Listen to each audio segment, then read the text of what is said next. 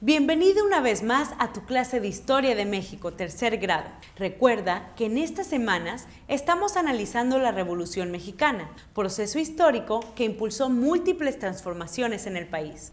El propósito de esta clase es que analices la composición y demandas de los grupos revolucionarios liderados por Emiliano Zapata y Francisco Villa, para que más adelante valores el impacto de sus ideas. ¿Alguna vez has visto fotografías o imágenes de las tropas zapatistas y villistas? ¿Cómo eran? ¿Cuáles eran sus peticiones o demandas? Anota en el cuaderno todo lo que recuerdes sobre estos grupos revolucionarios. Apóyate en lo que has aprendido en otros cursos de Historia de México. Probablemente recordaste que muchos campesinos y rancheros formaron parte de las tropas zapatistas y villistas, los cuales buscaban una mayor justicia social y económica. Utiliza tus anotaciones para responder las siguientes preguntas en el cuaderno, las cuales revisarás al final de la clase. No las pierdas. ¿Cuál era la composición de los grupos revolucionarios liderados por Francisco Villa y Emiliano Zapata? ¿Cuáles eran las demandas de estos grupos revolucionarios? ¿En qué documento lo expresaron? ¿Contra quiénes lucharon los zapatistas y villistas? En la lucha contra el gobierno de Porfirio Díaz se levantaron en armas dos grupos que más adelante se volvieron uno de los protagonistas de la Revolución Mexicana. Nos referimos a los zapatistas surgidos en el estado de Morelos y a los villistas en Chihuahua. Sus ideas y demandas serán decisivas más adelante en las leyes mexicanas. Durante esta clase aprenderás sobre estos movimientos revolucionarios, qué grupos sociales se unieron a ellos, cuáles eran sus principales demandas y de qué manera actuaron durante los primeros años de la revolución. Recuerda tomar notas en el cuaderno de la información relevante. Cuando Francisco Madero hizo un llamado al pueblo de México para unírsele a la lucha contra el gobierno de Porfirio Díaz, fue secundado por Emiliano Zapata y Francisco Villa. El primero formó el Ejército Libertador del Sur. El segundo se unió directamente al maderismo, pero fue consiguiendo sus propios seguidores. Las tropas zapatistas estaban compuestas, en su mayoría, por campesinos del estado de Morelos y sostenían su movimiento a partir del esfuerzo económico de las comunidades de las que provenían, además de las propiedades y bienes que incautaban. Durante el Porfiriato, muchas haciendas en Morelos se habían expandido a costa de las tierras campesinas, lo que había generado un fuerte descontento en la zona. De ahí que se uniera a Madero para terminar con el régimen del general Díaz. Una vez que Francisco I. Madero ocupó la presidencia del país, pidió a los zapatistas que dejaran las armas, pero estos se negaron hasta que sus demandas de reparto de tierras fueran atendidas. Los intentos del presidente de negociar con los zapatistas fueron un fracaso y el gobierno incluso envió tropas para evitar que se acercaran a la Ciudad de México y disuadirlos de que continuaran en armas. Los desacuerdos entre el gobierno y los zapatistas llevaron a que estos últimos se declararan en franca rebeldía y proclamaran el Plan de Ayala el 28 de noviembre de 1911.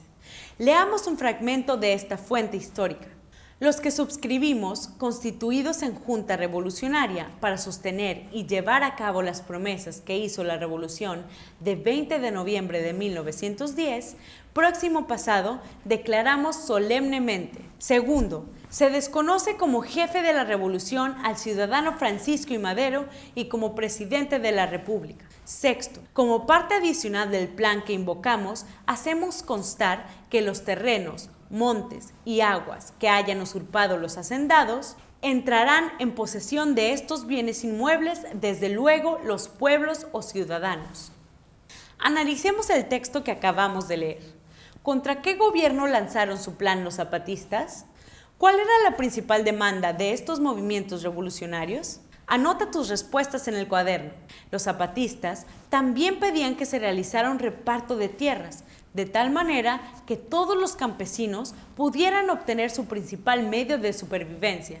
Esto implicaba repartir las tierras que eran propiedad del Estado, pero también expropiarlas de algunos individuos. El gobierno de Madero quería evitar esta medida para no generar descontento entre los propietarios. Aunque los villistas no expresaron sus ideales en un plan o proclama, más adelante hicieron suyas las demandas zapatistas de reparto de tierras. De ahí que en 1915 Francisco Villa publicara una ley agraria que sería efectiva en los territorios controlados militarmente por él. De acuerdo con esta ley, se debían expropiar las grandes extensiones de tierra, fraccionarlas y repartirlas entre los campesinos que carecieran de ella. En 1911, Villa ya estaba al mando de la División del Norte, como se denominaba su ejército, cuyas tropas estaban conformadas sobre todo por rancheros del norte del país, obreros, mineros, peones y bandidos. La División del Norte se mantenía a partir del botín de guerra, es decir, de la confiscación de armamento a los ejércitos vencidos o de cultivos y propiedades a quienes eran considerados enemigos del movimiento revolucionario. Villistas y zapatistas participaron a lo largo de toda la lucha armada, defendiendo los ideales que expresaron desde los primeros años de la revolución.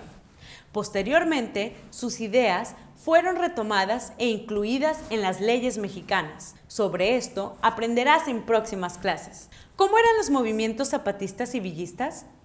¿En qué se parecían o eran diferentes? Es momento de que apliques lo aprendido en esta clase para comparar y contrastar estos movimientos en cuanto a su lugar de origen, demandas y composición. Para ello, traza en el cuaderno un cuadro comparativo similar al que observas en pantalla. Ahora que sabes cómo eran los movimientos zapatistas y villistas, utiliza este conocimiento para revisar tus respuestas a las preguntas con las que inició la clase. Una vez que concluyas, reflexiona sobre lo siguiente. ¿Qué sabías sobre los zapatistas y villistas? ¿Qué aprendiste sobre estos movimientos revolucionarios? ¿Cómo explicarías las características de estos movimientos?